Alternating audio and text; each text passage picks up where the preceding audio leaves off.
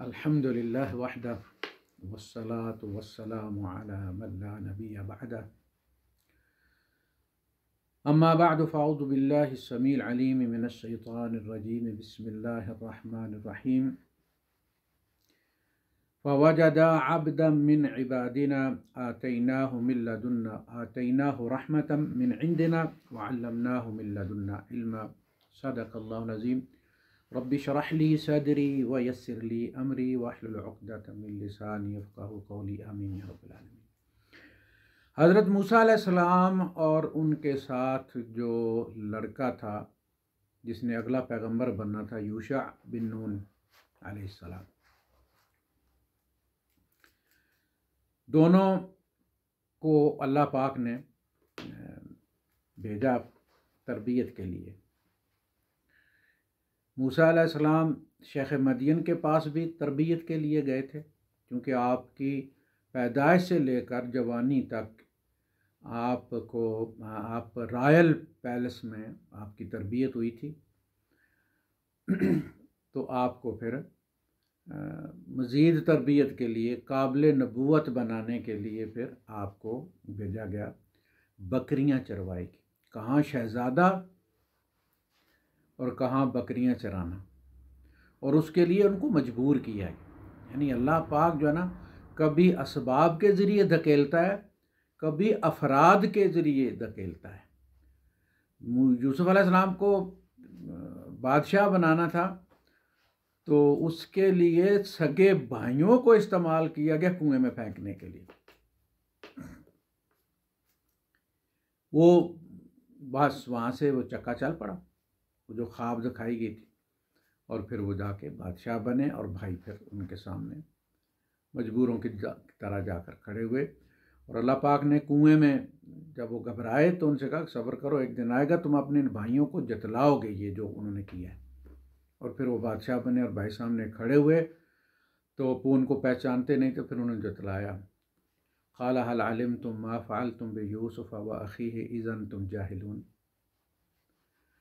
तो एक तरबियत फ़िरौन के बादशाही वाली, क्योंकि आइंदा उनको फ़िरौन से सामना करना था, बादशाह से सामना करना था। बादशाह के घर रह के उनके अंदर वो एतमाद पैदा किया कि जिसमें बादशाह उनके सामने एक आम आदमी बन गया अपने जैसा।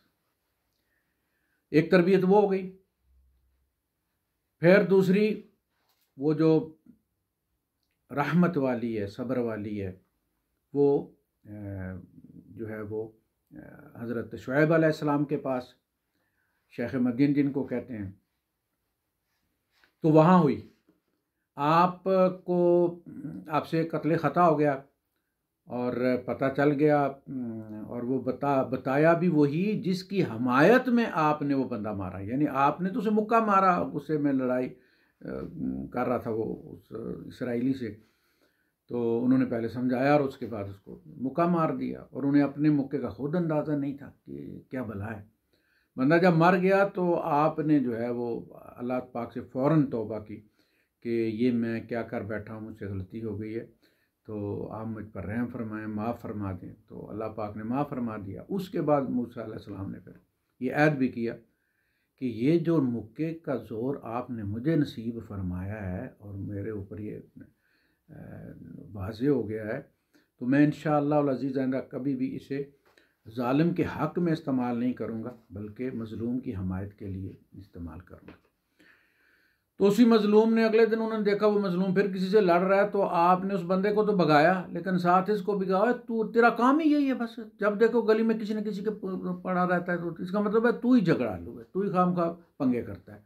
तो वो डर गया कि वो मुक्का जो कल उसको लगा तो मुझे लगने वाला, तो शोर मचा दूंगा को मूसा जो कल बंदा मारा था, तो इस तरह मुझे भी मारना चाहता है। किसी ने सुन लिया, जाके बता दिया वो कल वाला बंदा जो था वो मूसा ने मारा। और वहाँ मशवरा हुआ बादशाह के महल में, और वो फैसला हो गया कि उनको सज़ाए मौत दे दी जाए। तो वहाँ फ़िरौन के जो है वो दरबार में वो बंदा भी था जो मुसलमान हो चुका था, मुसलमान था मतलब है। तो वो उसी ने आके उनको बाखबर किया, यानी वो बंदा जिसने मूसा अलैहिस्सलाम को पहले ख़बरदार किया, वही बंदा जब मूसा अलैहिस्सलाम नबी बन के वापस आए तो वो सूरह अल मोमिन में जिस मोमिन का जिक्र है वो बंदा था।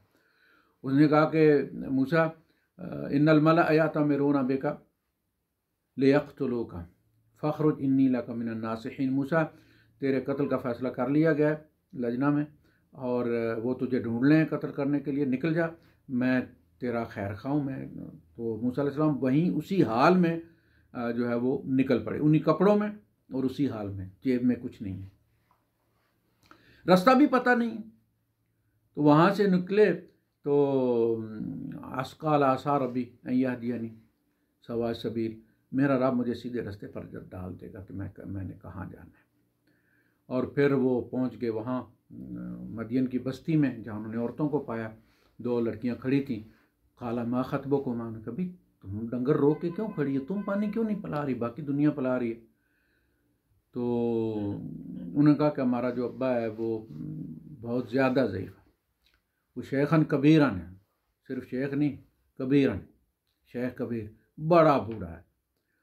तो जब तक ये लोग मर्दोए जो है ये पानी पिला के ना हट जाएं, हम पानी नहीं पिला सकते। मतलब है हमारा शर्म आया, हमारे घर का माहौल ऐसा है कि हम मिक्सअप नहीं हो सकती इनके साथ, तो ये हमारी मजबूरी है, ये पिला के हट जाएंगे तो हम पिलाएंगे। तो मूसा अलैहिस्सलाम ने वो पानी उनके जानवरों को उसी वक्त वो डोल पकड़ा और वो पिला दिया झटपट उनको पानी।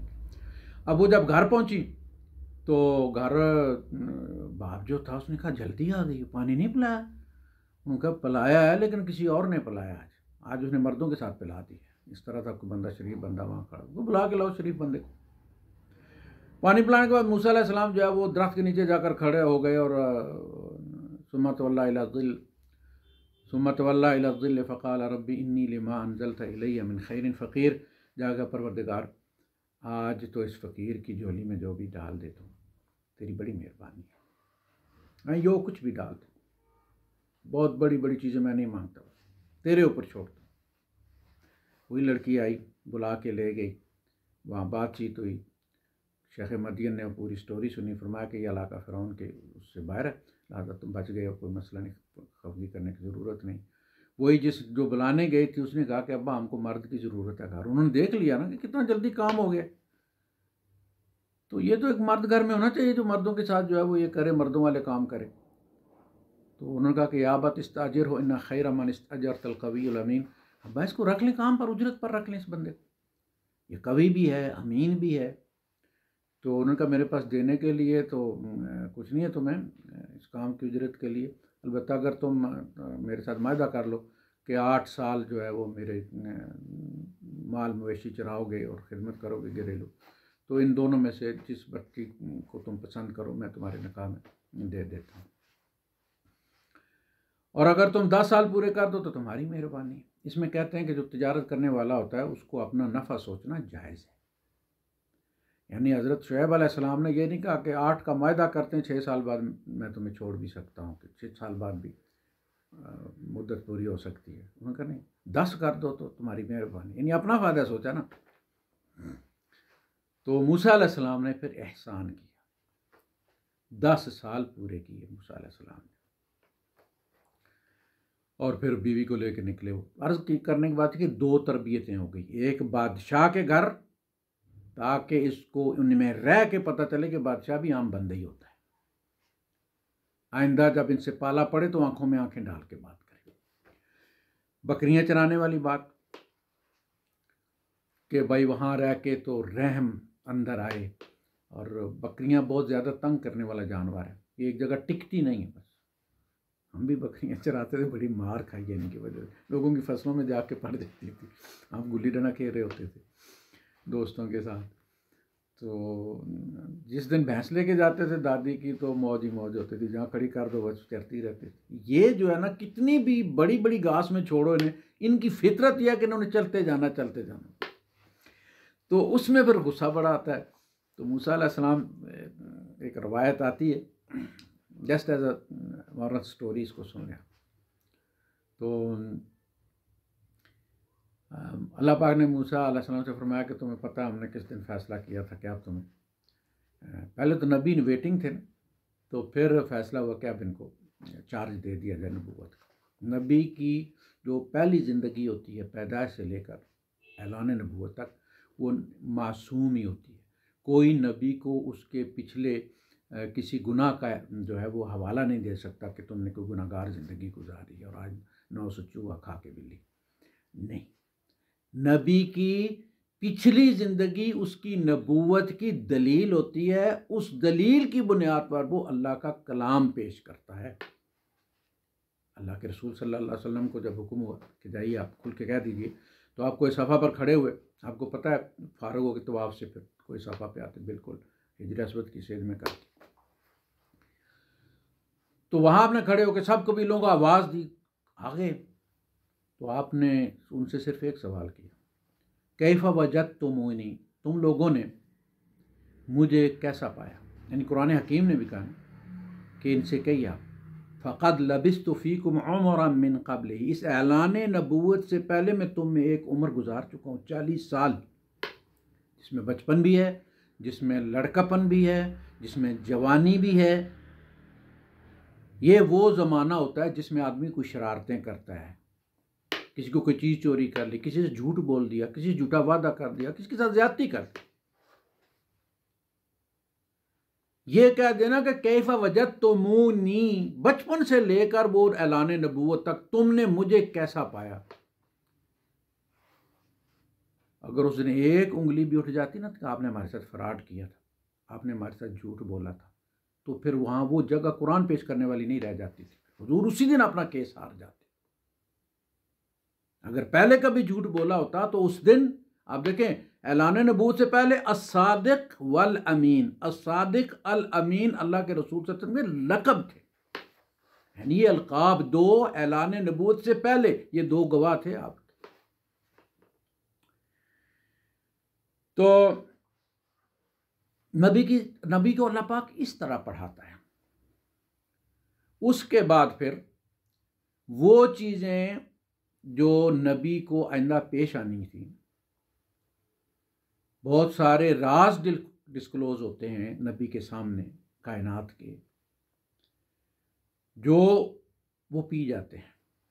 इल्म होने के बावजूद भी उनका ऐलान नहीं करते। वो ये डिवाइन सीक्रेट्स होते हैं जो उन्हें अपनी ज़ात तक रखने होते हैं, और वो कहते हैं इन्नी अअलमु मिनल्लाहि मा ला तालमून, पुत्र मैं अल्लाह पाक के वो राज जानता हूँ जो तुम नहीं जानते।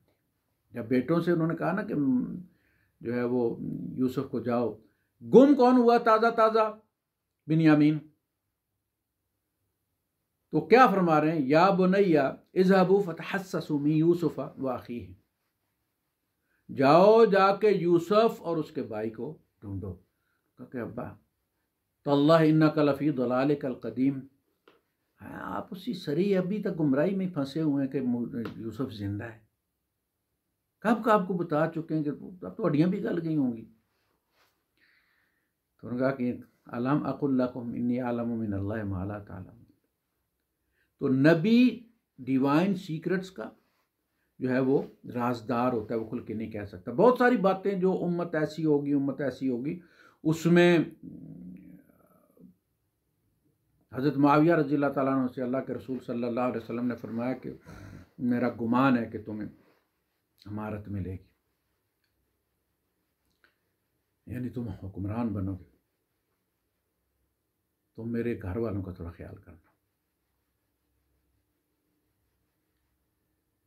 तो बहुत सारे राज हो सकता है ये सारी चीज़ें हादसा करबला अल्लाह के रसूल सल्लल्लाहु अलैहि वसल्लम के इल्म में हो, लेकिन आप बताने वाले नहीं थे। नबी को वापस आके ख्वाबों में बताना कि हुजूर वापस आए तो वो हाथ जो है वो हाथ में खून वाली वो मट्टी रखी हुई थी और परेशान थे और इस तरह से आए, ऐसा नहीं होता। नबी इस तरह परेशान नहीं होता। अपनी ज़िंदगी में अगर आपको मालूम था और आपने बताया नहीं, तो उसका मतलब है हज़रत आयशा सिद्दीक़ा रज़ियल्लाहु ताला अन्हा के हुजरे में कुरान नहीं रखवाया आपने। वो जो अल इमाम जो कुरान, वो नुस्खा जो अल्लाह के रसूल सल्लल्लाहु अलैहि वसल्लम ने अपनी ज़िंदगी में मुरतब करवाया था और एक संदूक में रखा हुआ था। मुरतब इस तरह से जिस तरह प्रिंटेड लिखा होता है, लेकिन तय दरता पेपर रखे होते हैं, उसके अंदर कोई वो बक्सुए के साथ और धागे के साथ या डोरी के साथ वो उसकी जिल्द बंदी नहीं हुई थी, लेकिन रखा हुआ था पूरे का पूरा अल इमाम। और कुरान की अहमियत को आप समझें कि जहाँ वो संदूक पड़ा हुआ था कि अंसार वाले और दूसरे लोग जो दूर से आराब आते थे सफ़र करके, उनमें से जो कुरान में से नकल करना चाहता और उसके पास असबाब होते अपने, यानी कि मखतूता होता और वो या पार्चा होता और उसके पास दवात होती और कलम होता, तो वो लिखना चाहता तो वो वहाँ से नकल कर लेता था। वो जो मक्के में नाज़िल हुई थी 86 सूरतें हैं, वो आपने रख दी थी और अंसार से कहा था कि अपनी अपनी इस्तात के मुताबिक तुम इसमें से जो कॉपी कर सकते हो कर लो, इसलिए रखा हुआ था। लेकिन जब सब कुरान मुरतब हो गया तो आपने उसको उठवा कर वहाँ से हज़रत हफ्सा रज़ी अल्लाह तआला अन्हा के पास रखा है। इसका मतलब आपको पता था कि ये किसी आइंदा सियासी जो है वो डिस्प्यूट के अंदर मुब्तला नहीं होंगी, जबकि आयशा सिद्दीक़ा रज़ी अल्लाह तआला अन्हा के यहाँ उन्होंने नहीं रखा कि ये आगे चल के कोई मामला होना है।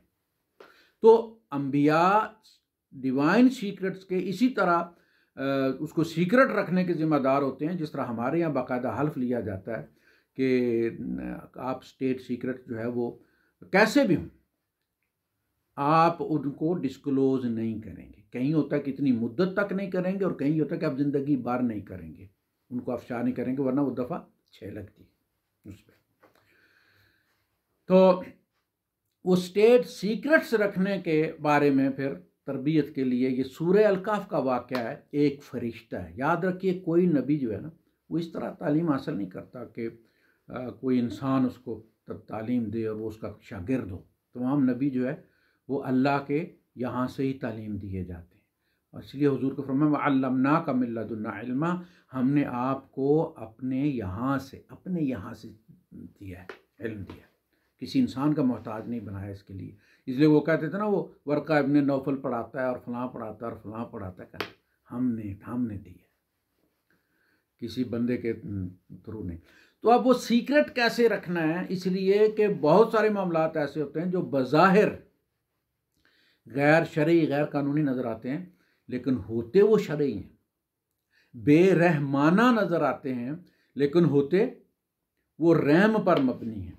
अब ये देखें यहाँ पे जो है वो ये शुरू ही किया अल्लाह पाक ने उस बंदे का तारफ़, तो फरमाया कि आतैनाहु रहमतम मिन इंदिना,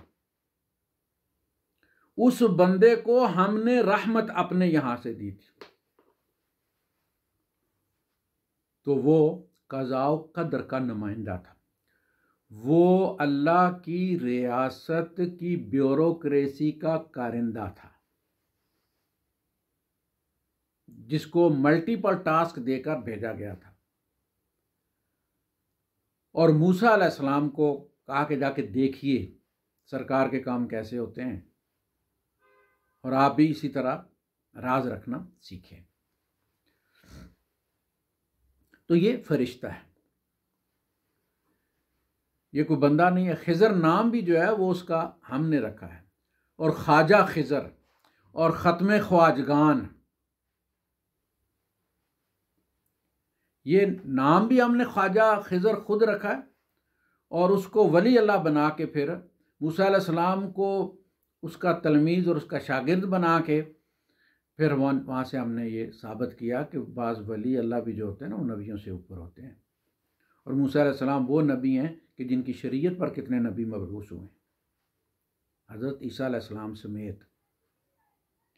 तो हमारे यहाँ आप जब भी देखेंगे ना इस किस्म की वारदात, तो इसका मकसद ये होगा कि औलिया का बाबा वड्डा किया जाए। ख्वाजा खिज़र कोई वली अल्लाह था, वो अल्लाह की ब्यूरोक्रेसी का एक कारिंदा है, फरिश्ता है, और उसे जिस मकसद के लिए भेजा गया वही मकसद है जो जब्राइल अमीन को देकर रसूलुल्लाह सल्लल्लाहु अलैहि वसल्लम के पास भेजा जाता था।